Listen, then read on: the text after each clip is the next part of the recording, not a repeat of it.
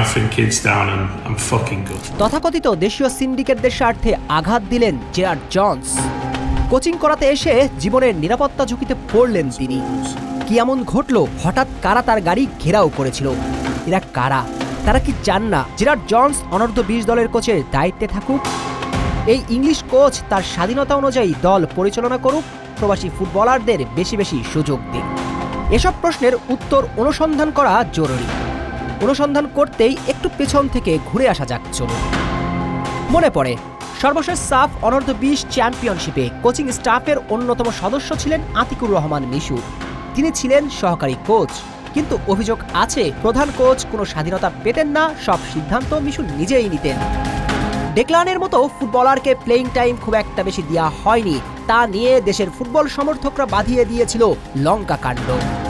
কিন্তু এত বিতর্কের পরেও মিশু যেন ইতিহাসদের পেপ গার্দিওলা এখনও নিজ দায়িত্বে বহাল আছে। সহজ ভাষায় যশোরের ক্যাম্পে জেরার্ড জনসের সহকারী হিসেবে আছেন আতিকুর রহমান মিশু। আর যতটুকু জানা যায়, বাফুফে সভাপতি এবং বাংলাদেশ ফুটবলের নতুন আশার সঞ্চার করা তাবিদ আওয়াল জেরার্ড জনসকে সম্পূর্ণ স্বাধীনতা দিয়েছেন। তাহলে কি এটাই কাল হলো?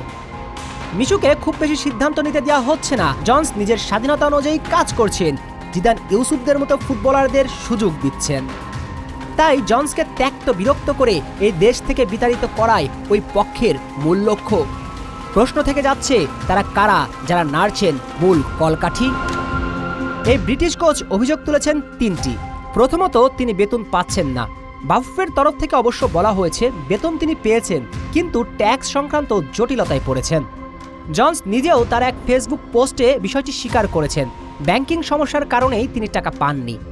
একই সঙ্গে তিনি বলেছেন এই জটিলতা অর্থাৎ ট্যাক্সের বিষয়টি তাকে আগে জানানো হয়নি। এমনটা হলে দায়িত্ব বাফুফেকেই নিতে হবে। এরপর তিনি যে অভিযোগগুলো করেছেন তা তো আরও বেশি ভয়াবহ, তার জীবনের নিরাপত্তা নিয়ে। জনসের গাড়ি ঘেরাও করেছিল কে বা কারা, তিনি সেটাকে জীবনের হুমকি হিসেবেই দেখছেন। প্রশ্ন তো এখানেই, গাড়ি ঘেরাও করে তার সঙ্গে কি এমন ঘটানো হলো? এবং এরা কারা? এরাই কি দেশের ফুটবলের আসল সিন্ডিকেট? প্রশ্ন থেকে যাচ্ছে।